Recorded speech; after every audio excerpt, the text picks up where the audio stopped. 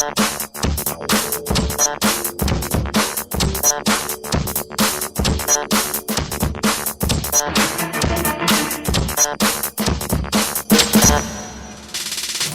¿qué tal? Bienvenidos a Sociedad Transparente. El derecho a la protección a los datos personales es el poder de disposición y control que faculta a su titular a decidir cuáles de sus datos proporciona a un tercero, así como el saber quién posee esos datos y para qué, pudiendo oponerse a esa posesión o uso. Hoy en día, muchos de estos datos circulan fácilmente a través de Internet, generando graves riesgos, sobre todo a los niños y adolescentes. Hace unos días, en el Tecnológico de Monterrey, Campus Puebla, la maestra Lina Ornelas, directora general de Clasificación y Datos Personales del Instituto Federal de Acceso a la Información Pública, ofreció una conferencia sobre este asunto que hoy nos debe ocupar y preocupar a todos los usuarios de Internet y sobre todo a los padres de familia. Por su importancia y valor de los temas abordados, en Sociedad Transparente reproducimos los aspectos centrales de esta conferencia. Le invitamos a que nos acompañe.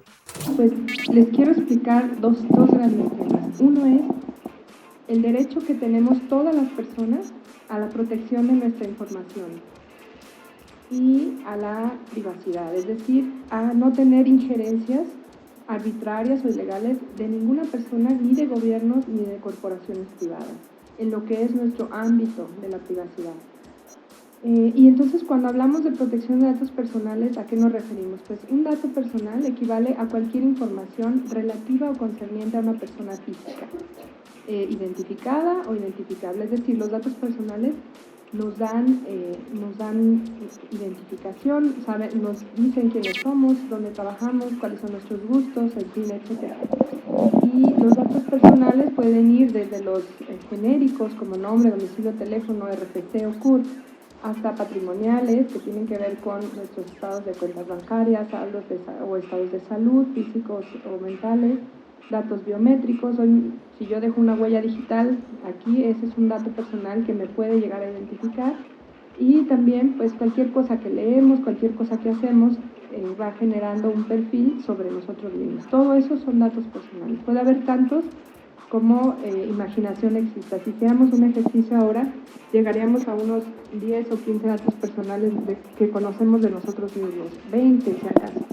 Pero las empresas y los gobiernos saben más de 150 datos personales sobre nosotros, porque ellos saben cuánto debemos de impuestos, cuánto hacemos de la casa al trabajo, a qué lugares vamos y frecuentamos, cuánto gastamos, en qué gastamos. Todo eso es un dato personal también. Pero entonces, ¿existe un derecho a la protección de datos personales? Sí, es un derecho fundamental de los llamados de tercera generación, son de los más modernos en las sociedades, porque una vez que se garantizó el derecho a la propiedad privada y derechos más básicos, digamos, surge este derecho y surge justo por la tecnología, es decir, la tecnología permitió que la información de las personas se pudiera manejar en grandes cúmulos o cantidades y en cuestión de segundos de un país a otro.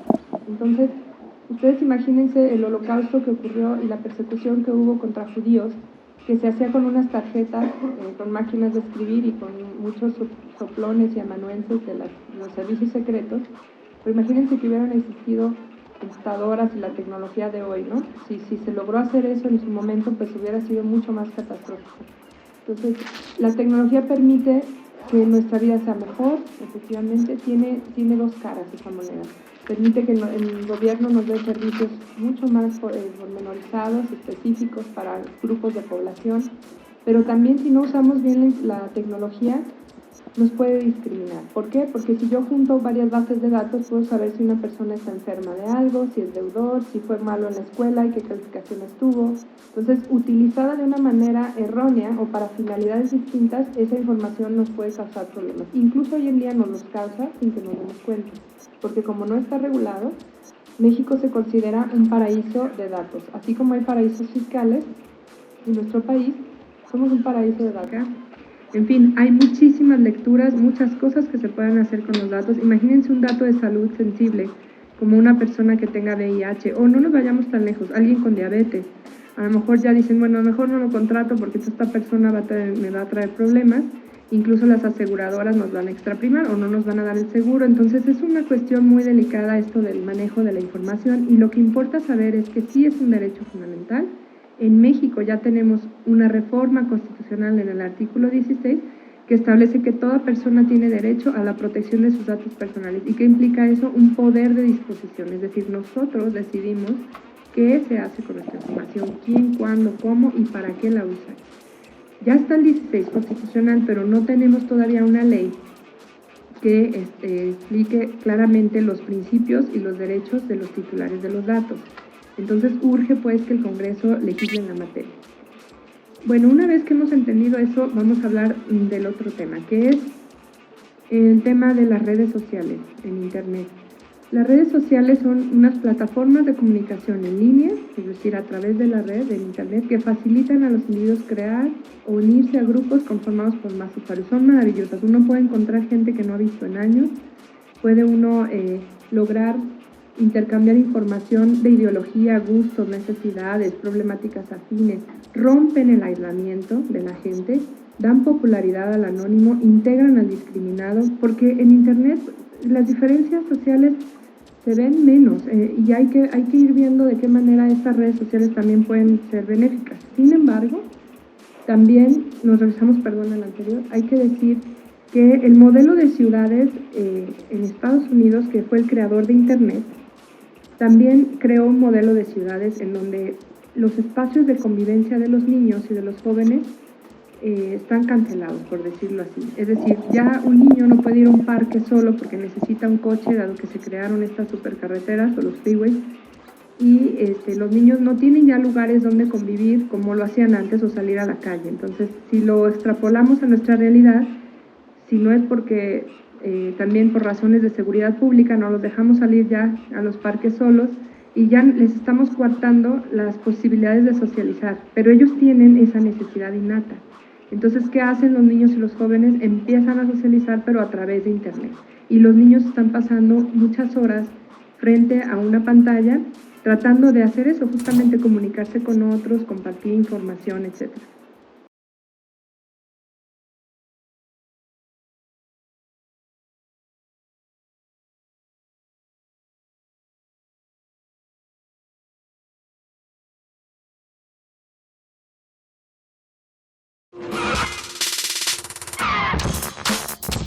Como ya lo ha comentado Lina Ornelas, las redes sociales son plataformas de comunicación en línea que facilitan al individuo crear o unirse a grupos conformados por más usuarios. A través de ellas, el individuo intercambia información con miembros afines a su ideología, gustos, necesidades y problemática común. Sin embargo, al mismo tiempo de propiciar diversos beneficios a los usuarios, también se generan graves riesgos. Continuemos escuchando al especialista en estos temas, Lina Ornelas. El origen de las redes sociales es más o menos de 1995 y esta popularidad de sitios ha crecido enormemente. No hay joven hoy en día que no suba todo a Facebook para decirle a los demás qué es lo que está haciendo, ¿no? Algunos emprendedores han visto en estas redes una gran oportunidad de negocio. ¿Por qué? Porque los jóvenes al subir la información dejan sus gustos, y bajan, dan clics en lo que son las llamadas cookies, en donde hay jueguitos o aplicaciones y ahí ellos sin darse cuenta están vertiendo datos personales o información sobre ellos, porque dicen qué es lo que les gusta y entonces la publicidad va dirigida de esa manera, de manera distinta o diversificada. Yo no recibo la misma publicidad en Internet que ustedes. Cada persona, de acuerdo a las búsquedas que hace y los clics que da, va a recibir información. Por ejemplo, si les gustan los automóviles, les van a llegar puros anuncios sobre automóviles y a lo mejor a mí sobre niños, en fin, porque tengo hijos. Entonces es bien interesante porque las empresas hacen el modelo de negocio de la red social es justamente que a través de la información que uno va dejando sin darse cuenta, le va llegando una información parametrizada. Otra cosa que no sabemos, uno cree que navega de manera anónima en Internet porque inventamos un correo electrónico y le ponemos un domicilio en África, por ejemplo, ¿no? Pero en realidad las computadoras están radicadas a una dirección de Internet que se llama IP o protocolo de Internet Y por eso el proveedor de servicios en Internet nos puede dar servicio en domicilio. Entonces, así sea la universidad, es una IP dinámica, es más difícil saber quién está detrás de la computadora, pero no así en nuestro domicilio particular. Entonces, hay todo un debate de si eso es un dato personal o no, la dirección del protocolo de Internet.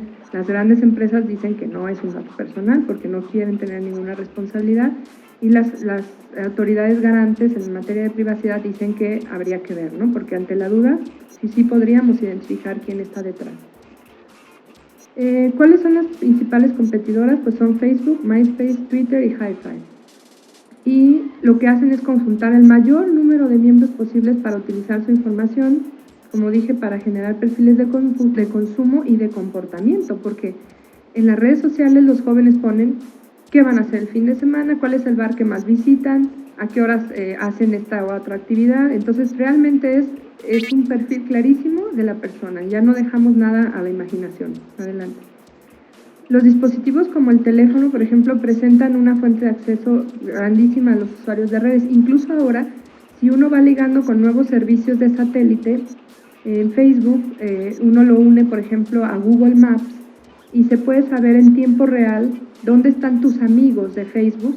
Y entonces uno puede ver, mi amigo está en la Condesa, porque por su celular es localizado vía satélite.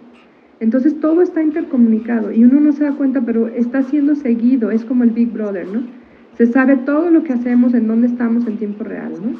Esta es una encuesta que se hizo entre jóvenes por la Fundación Pfizer, en donde, fíjense los datos, las redes sociales están revolucionando la forma de comunicar a los niños y jóvenes. En particular, entre 11 y 20 años son los usuarios más activos. Casi el 70% de los menores encuestados se conecta a Internet sin que sus padres ejerzan ningún control sobre las páginas que visitan o con quién chatean. Las computadoras no están en lugares visibles de la casa, están los niños encerrados y los padres ni se enteran qué es lo que están viendo. Solo el 20% navega en un lugar a la vista de sus padres u otros adultos del hogar. Y realmente Internet se metió por la puerta de atrás a nuestras casas, porque lo que no permitimos que hagan los niños en el mundo real está ocurriendo en el mundo virtual, con afectaciones que en el futuro pueden causar a ciudadanos o pueden generar pues jóvenes o adultos con, digamos, afectaciones. ¿Por qué? Porque desde muy chicos están viendo violencia explícita, sexo explícito, muchas cosas que nosotros no permitiríamos que entraran a nuestra casa, y vamos a ver algunos videos al final. Un reporte online de victimización que se hizo en una ONG dice que 1 de cada 5 menores de edad, usuarios de Internet, ya es contactado por un predador o un pedófilo. 1 de cada 5. No que ocurra después el acto, pero por lo menos intentan 1 de cada 5 veces. Cerca del 25% de ellos lo cuenta a sus padres, el resto no lo hace por temor a que le pongan límites en el acceso a Internet. Es decir, los niños dicen, yo veo cosas que me causan incertidumbre y se sienten mal y hasta tienen pesadillas, pero luego no le dicen al papá porque les va a prohibir estar con su mascota o les va a prohibir entrar al email, ¿no? ¿Cuáles son las amenazas potenciales? Pues mientras que las redes sociales están bien incorporadas en la vida cotidiana de los niños y niñas y adolescentes, pues subsiste un porcentaje elevado de padres que las desconocen. Ni imaginan los riesgos que pueden existir, ni las ventajas. No debe soslayarse pues que Internet es un nuevo escenario donde se gestan hechos delictivos. ¿Qué quiero decir con esto? Internet no es un espacio sin ley. Lo mismo que ocurre en la vida real puede ocurrir en el mundo virtual. Incluso ha habido casos de niñas acosadas, o una niña en el Reino Unido que llegó hasta el suicidio, y ha habido otros casos de suicidio, porque pues si de repente en un colegio dicen es que esa niña es una tal por cual y se mete con los maestros y tal, empiezan a generarle un desprestigio, y aunque uno saque a sus hijos de la escuela, no es como antes, uno decía, bueno, ya pobre, la saco de esa escuela. Pero al día siguiente hay una página en México, se llama lajaula.com, en donde todos los alumnos hablan mal de todos los profesores y de otros alumnos, y es una cosa terrible en donde todo el mundo empieza a perder el respeto porque es el mundo virtual. Entonces las escuelas tienen que tomar acciones para que lo que ocurre en el mundo virtual también tenga una consecuencia en el mundo real. Si a un niño lo persiguen al baño y con un celular le bajan el pantalón y lo filman en el baño y después suben eso a una red social, la escuela no puede quedarse al margen, porque ocurrió en la escuela. Entonces tiene que haber mecanismos para que eso tenga una consecuencia, ¿no? Entonces sí vamos un poco a la saga, porque las escuelas estamos las escuelas están un poco, digamos, viendo qué está pasando, pero bueno, pasó en internet, no, señores, también tiene que tener una consecuencia. Y si usan un seudónimo, los jóvenes lo tienen que usar de manera que proteja su privacidad, pero no para dañar a otros. Alex, Iván, Lobo y Fermín. ¿Está su hijo? Sí, está arriba en su habitación. Subid. Hola, ¿está Pablo? Arriba. Gracias, venimos a enseñarle nuevas posturas. Muy bien. Bonita casa.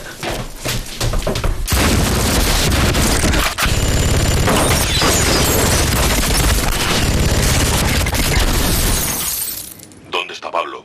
Ah, arriba, descansando. Buenas tardes. Ah, hola. ¿Esta es Ana? Tienes un peluche precioso. Ven conmigo que voy a enseñarte los de mi casa. En la vida real protegemos a nuestros hijos. Hagámoslo también en Internet.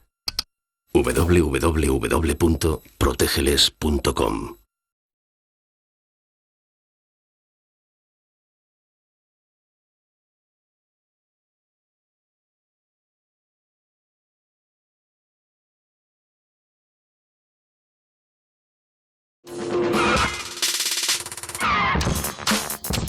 El asunto de las amenazas potenciales en el uso y el abuso de las redes sociales no es menor.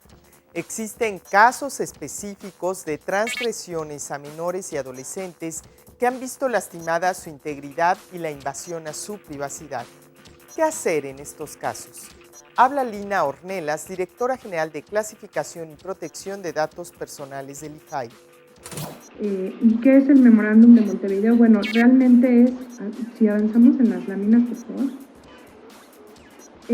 Nosotros hemos hecho esfuerzos en México, pero son aislados, digamos. Hay ONGs que se están moviendo en la materia. El gobierno empieza a impulsar una ley de protección de datos, también la sociedad civil. Pero lo importante es ir buscando causas. Y adelante, por favor. Tenemos que lograr un equilibrio, por un lado, entre los derechos de acceso a la sociedad de la información para no prohibirles a los jóvenes Internet, sería lo peor que podríamos hacer, pero sí protegerlos ante riesgos relativos al uso de esas tecnologías de la información. Entonces traemos el Memorándum de Montevideo. Este memorándum se llama así porque queríamos que estuviera en la memoria de toda la gente, o sea, que hay un problema inacabado, pues, que tiene que ver con la protección de la vida privada de los datos personales de los niños, niñas y adolescentes en redes sociales. Y se promovió por un centro de desarrollo canadiense y por el Instituto de Investigaciones a la Justicia. Esos fueron los países que participamos, y nosotros en calidad de autoridad en materia de protección de datos, aunque sea para el sector público, fuimos porque nosotros regulamos a la SEP, por ejemplo. Y pensamos que era una buena oportunidad para involucrar a la SEP en sus programas de estudio. Entonces se elaboró el Memorándum de Montevideo. ¿Y qué es lo que tiene? Pues recomendaciones muy claras para autoridades, legisladores, jueces y empresas para que se comprometan con el tema de protección de menores en su interacción con las redes sociales, para prevenir y concienciar sobre todo. Esto tiene un enfoque más bien profiláctico, digamos, y preventivo.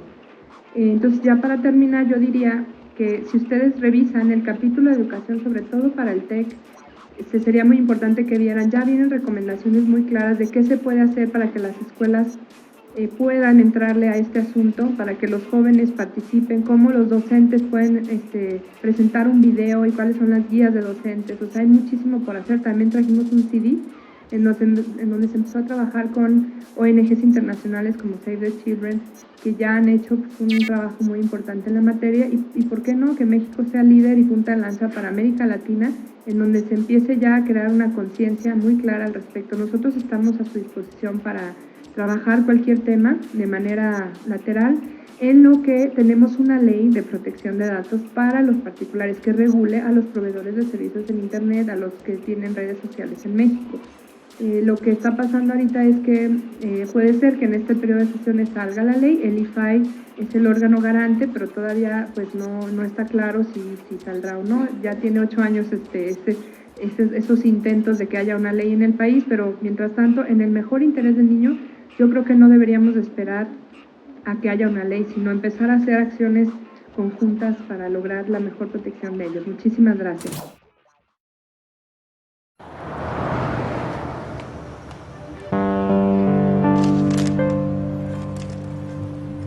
Yo a ti te conozco.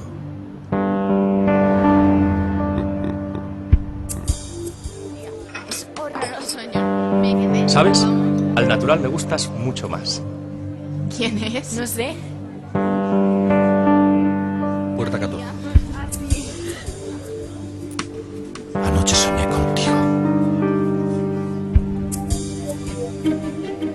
Mira, chavales, mirad esta foto. A ver. ¿Ves esta foto? Pero bueno, tío, ¿quién es? ¿Tú, qué es esa?